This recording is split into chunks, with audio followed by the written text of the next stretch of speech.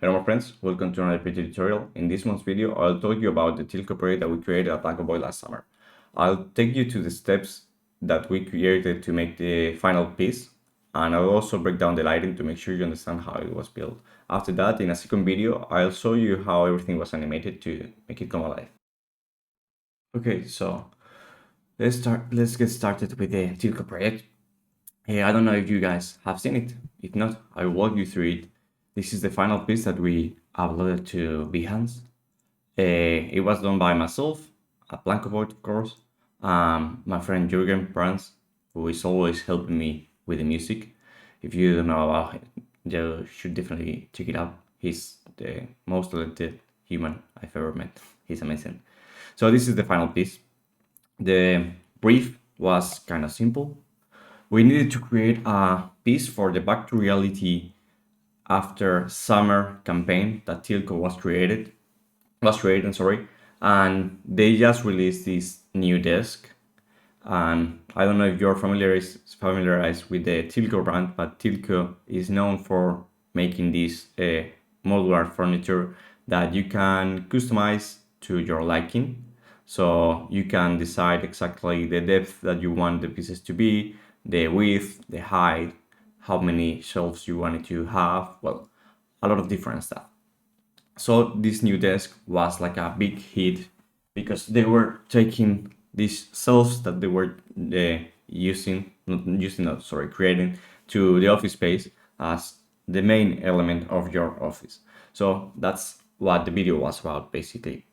The trick here is that we needed to create a cozy space that felt like a living room and at the same time as an office space, more like an open gallery space where you can have like a lot of stuff happening at the same time. But also we couldn't get it too cluttered, so we couldn't add a lot of elements like sofas and stuff like that because we needed to drive the attention to the actual pieces.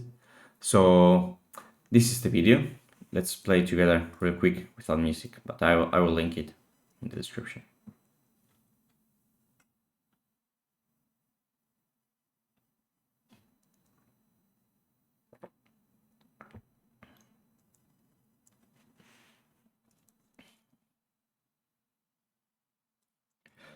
So as you can see, it's not a long piece. It's 15 seconds. And we start with this kind of moody, depressed, all busy space. And then we quickly pivot to this light up environment, much more brighter and, well, overall just like a happier environment. And that's when it's hard to see here, but the desk is like coming a little bit wider here, and that's what triggers all the fun on the video. So for now, I'm not going to dive deep into the animation a lot. I'm going to be speaking about the art direction of the process that I took to get here. Here you can see the animatic.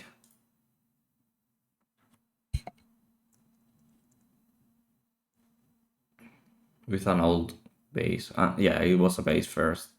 Then I turned it into a lamp. But yeah, animatics are always cool. So here's a little bit of the process, but I've gathered all the process here, which is going to be a little bit easier for you guys to see. So most of them were built like this is day 1, this is day 2, this is day 3, day 4, day 5, blah blah blah blah. There were more than 6 days, but not that many more. This project was built in less than a month. Keeping in mind that in the first week we had to have the environment basically locked down if we wanted to move into animation, because otherwise we will be super tight on time for the animation. At the end of the day, we were tight in the animation time because yes, it was like a lot of work for just one person. Keep in mind that I had to model light, pick up the objects that I wanted to use for the cells and all that stuff. But yeah, I'll speak about that in a second. So this was like the very first test. Keep in mind that I had like some sketches that Camila from Tilco made in the past. It was like really rough sketches of an overall layout that you could use for the space itself. I knew she wanted to have like this back shelf here and this table, of course. But I was discussing with her if we could use more than one piece of Tilco, because otherwise we will have a lot of empty space here. Also, as you can see here, this was meant to be used in the header of the website, so it had to have this copy. That's also why the composition is pivoting a little bit to the right. But still, I didn't want it to have it like totally empty here, because we were going to fill this space and we need something here. So here, as you can see, this is not even the Tilco models. These are just some ugly stuff that I built real quick to have a placeholder while I was waiting for the actual models. But it was like a first round of tests that were working quite nicely for me, like the overall composition. It's true that the desk was sitting a little bit uh, in the middle of everything. Here you can see that nothing really changed since like the first rounds to the latest, because I had to lock down the lighting like real quick to make sure that we didn't tweak it further in the process. So I was really liking this test, but yeah, it was a little bit disorganized, like, and unreal. Who would put their desk like this? I think it was cool. I also added another shelf here, and we were building it in square format in one just because they needed some crops, and this is how it looked in the crop. It's really important that you guys, if you are working in one, because the client needs stuff for the social media or whatever, it's really important so that you keep track of how the crops look all the time. And I'm using a thing in Cinema 4D, but it's also better to just crop it yourself to see how it looks. So this is the initial stage of the film that I was developing. As I mentioned before, we wanted to create like a space that was a little bit depressive at first, which is a little bit tricky to do because you can go full depressive mode and make it super ugly. You need to make it moodier and a little bit less joyful, I guess, but without making it ugly, of course. You need to keep a balance so the image is still appealing to your eye. And that's why I decided to just tone down the lights, obviously remove the main sun that was lighting the scene, and yeah, just get like this moodier environment, which is really cool. For the textures and all that stuff, obviously we try to get it to a realistic place while keeping it a little bit more artistic, like these white floors that you will find in different stores. Here, we were discussing that the table was rotated in a weird way, so we started to check some options to make it straight on to the camera. So I did this test that I really like. It's obviously it's unbalanced because we have this line here and the desk is here. Thing is that we couldn't have the desk center for these reasons. We actually could, but the composition would be really unbalanced. So it was a little bit weird. I guess I should have moved the wall to the right and also all this part to the right too. And I was really liking this option because it was feeling like an open space with a lot of breathing room. And I don't know, I like it. I was trying something more organic here, and I really love this option. Honestly, it was looking super dope. Even though texturing is not final and these lights here are a little bit weird.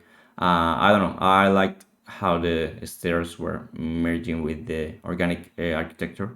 Probably the stairs will need to be deeper because right now they look too tight. Maybe it's because of the camera angle. And I don't know. I felt that everything here was like easy to see, but of course, it's not always up to you to choose exactly the final version. And this is another test that was closer to what the final was. And this was actually an idea from Camila, and she was like asking me to fit the the Tilco table desk in some steps in the stairs.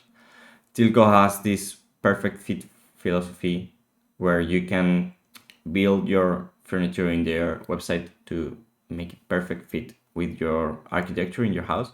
So she was like really sold on this option, and that's why we kept moving forward with it. But yeah, the other tests were really good. And yeah, here was like a little bit further development.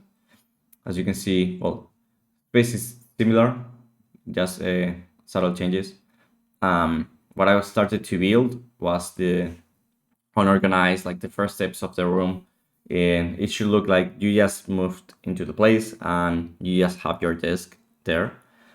And I totally underrated how long it would take to place all this stuff, because right now this is not everything that I put in the scene. And yeah, it took a lot of time to get there, because every phase of the project I was tweaking the lighting, subtle materials and stuff like that, and I was slowly adding more objects. Like, it was taking so long because you have to texture the objects and also make sure that they will ready for animation later, because yeah, the animation required a lot of these small objects to be moving. So yeah, it was really tricky, really tricky. And yeah, I was trying some options with wood. It wasn't looking really good, not a pun intended.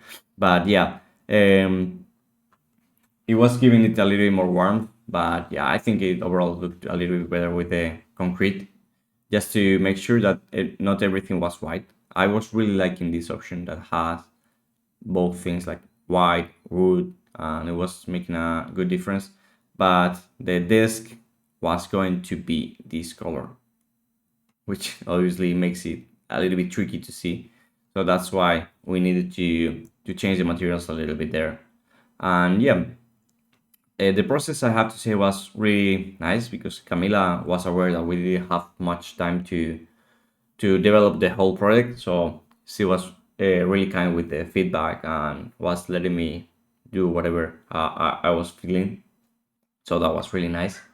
And yeah, so really what I was doing all the time was keep polishing, keep adding stuff to the shelves, texturing stuff, and well, as I said before, here I started to put some cameras, and I guess I was doing the animatic already, but I started to play some cameras to see how it will fit the 15 seconds.